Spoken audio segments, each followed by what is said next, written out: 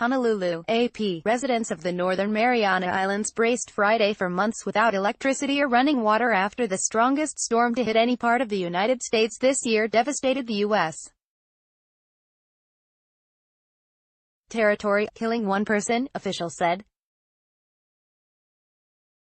Even after Super Typhoon U2 had moved away from the Pacific Islands, emergency management officials warned residents to stay indoors because downed power lines blocked roadways and winds were still strong enough to make driving dangerous.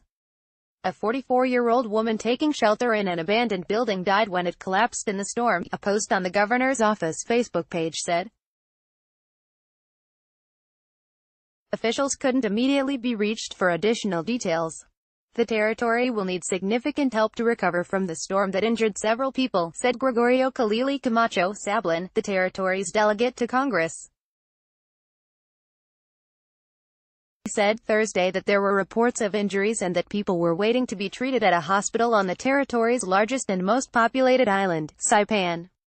He could not provide further details or official estimates of casualties. There's a lot of damage and destruction, Sablin said in a telephone interview with the Associated Press from Saipan.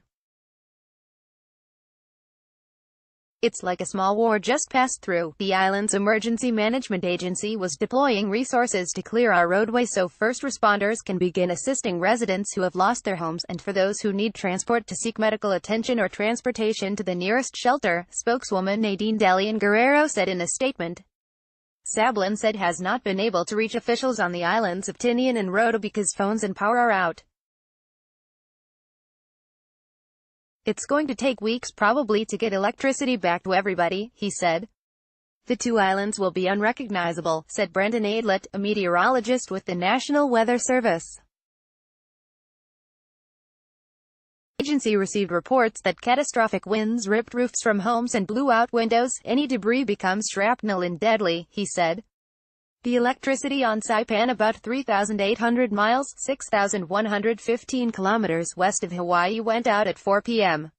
Wednesday, resident Glenn Hunter said. Maximum sustained winds of 180 miles per hour, 290 kilometers per hour, were recorded around the eye of the storm, which passed over Tinian and Saipan early Thursday local time, the Weather Service said. At its peak, it felt like mini trains running constant, Hunter wrote in a Facebook message. At its peak, the wind was constant and the sound horrifying. It was still dark when Hunter peeked outside and saw his neighbor's house, made of wood and tin, completely gone. A palm tree was uprooted. Hunter, 45, has lived on Saipan since childhood and is accustomed to strong storms. We are in Typhoon Alley, he wrote, adding that the storm is the worst he has experienced. He said he doesn't expect getting back power for months, recalling how it took 4 months to restore electricity after Typhoon Sodelar in 2015. The roof flew off the second floor of Del Benson's Saipan home. We didn't sleep much, he wrote in a Facebook message. I went upstairs and the skylight blew out. Then the roof started to go. We got the kids downstairs, Sablin said. Colleagues in Congress have reached out to offer help and he expects a presidential disaster declaration to free up resources for storm relief. Recovery efforts on Saipan and Tinian will be slow, said Aidlett of the Weather Service. This is the worst-case scenario. This is why the building codes in the Marianas are so tough, he said. This is going to be the storm which sets the scale for which future storms are compared to. Dean Sensko, vice chairman for Hawaii on the Western Pacific Regional Fishery Management Council, was in Saipan for a council meeting. He hunkered down in his hotel room, where guests were told to remain indoors because winds were still strong Thursday morning. From around midnight, the wind could be heard whipping by, he said in a Facebook message.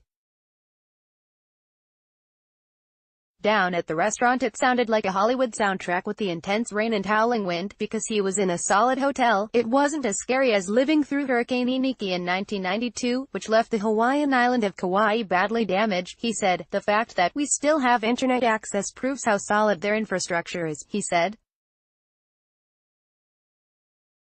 Hawaii and others should study the Marianas to understand how to design and build communication grids that can withstand a storm. What others are clicking on, greater than more stories.